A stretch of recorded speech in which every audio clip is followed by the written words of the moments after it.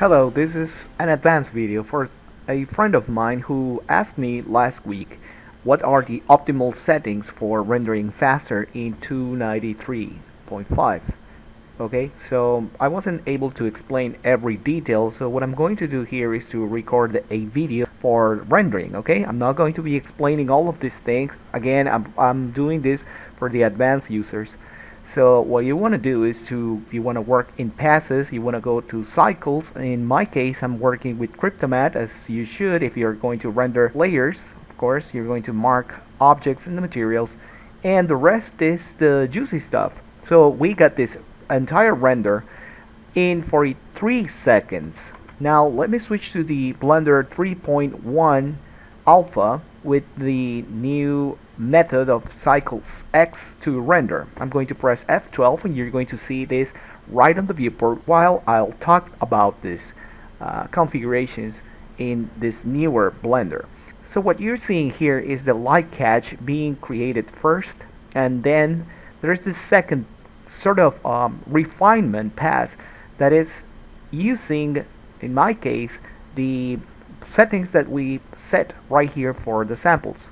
The objective here is to get it as slow as we can. So our previous render took around 1 minute and something seconds, and right here you have the second count, which is 47 seconds at the moment.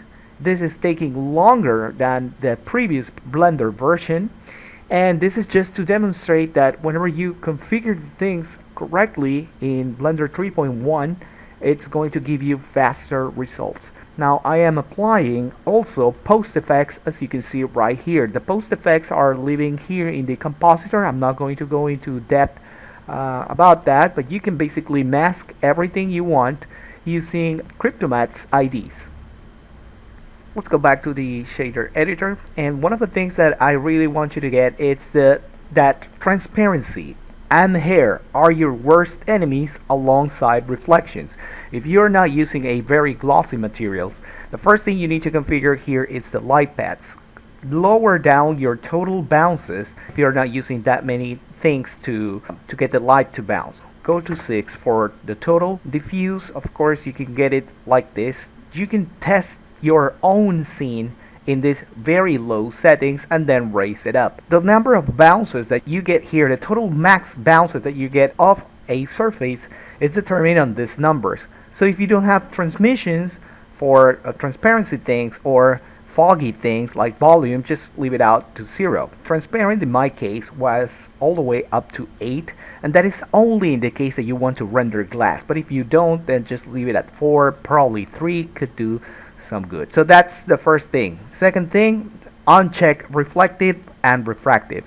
Leave those off. If your scene does not have anything refractive or reflective, then leave those off, because those are going to be also calculated and it's going to slow down your renders. Now here's the important part. Please remember we are working on 3.1 alpha. Auto tiles in my Titan X card 1080, it's working in auto tiles at the tile size of 2048. You can configure this on the previous Blender version. The way that it's recommended for you to work, it's that the tile size, it's small to distribute your render cores between those tiles. So if you put something like 128, it could probably, fight between each core until you get your render done. Let's continue right here. So you can see it took around 1 minute and 4 seconds, while in the previous Blender version was faster. Why is this? Because we used adaptive sampling, and I bid you to read adaptive sampling from the official Blender manual.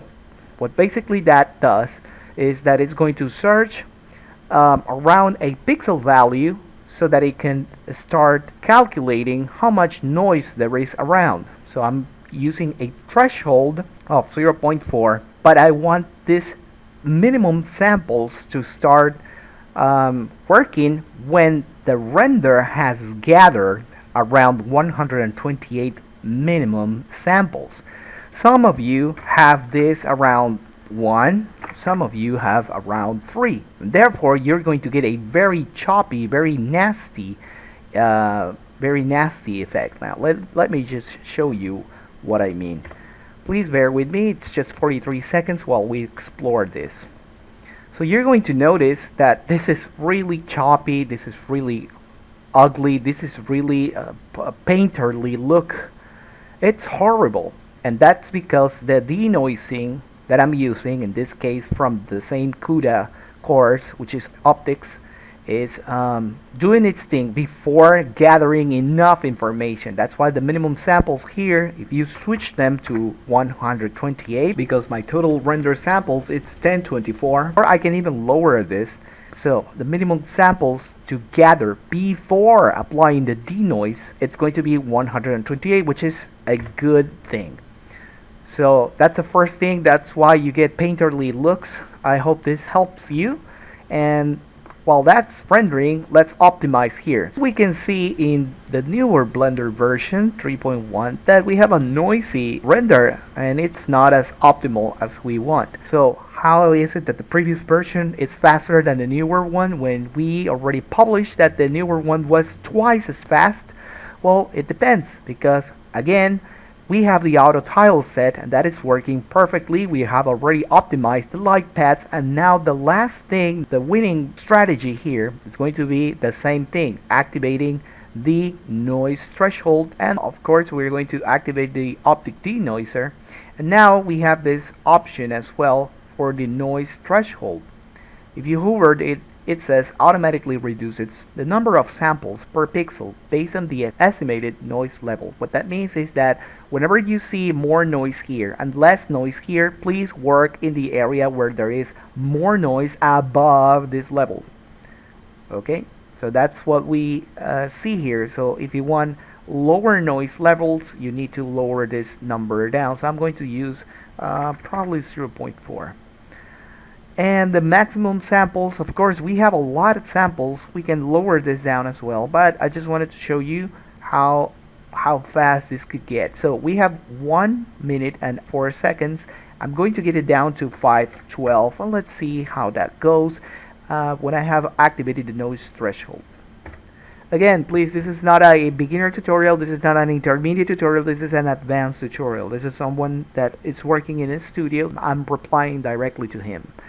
So if you want to pick notes around this, very good. If you want quicker tutorials, thank you very much, but I'm showing you longer videos because I recoil that you need to understand the basis.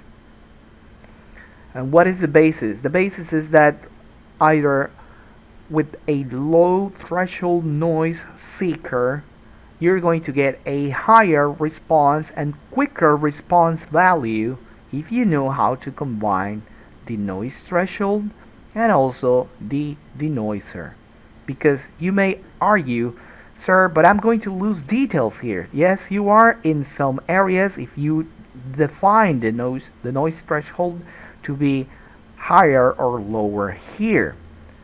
Just like I mentioned before, you can get the painterly look if you don't do this right. But look at this time now. 33 seconds. Let's go back to 93.5, and this is 46 seconds, but this one did 33 seconds per frame. Now please consider that with the default values, my rendered image came out at 5 minutes right here on the 293.5, and it came to 250 something right here on the 3.1. In conclusion, if you're going to use a denoise, you need to set a minimum threshold value so that your denoiser does not kill or destroy the details on your image. Now please bear in mind, these are 4K texture images with transparency, like you can see right here, and also here, and also up here. So is this configuration going to work in your scene every time? Well, I have already covered auto tiles on the newer version. We also reviewed the max bounces, and the most important part here is that the denoise needs data, needs to gather data. Okay, so in our case we use a noise threshold 0.4 for the render. I'm not worrying about the viewport because this is another issue, but we're only concentrating on rendering. So I hope this serves anyone who is watching and who wants to configure faster renders in either both versions, the current one, which is 293.5, and the next one that is even better, 3.1 alpha. A difference of almost 10 seconds, if you can see. 46 versus 33. And we get exactly the same results. Alright, if you have any other questions, please put your questions in the comment section down below. Thank you very much.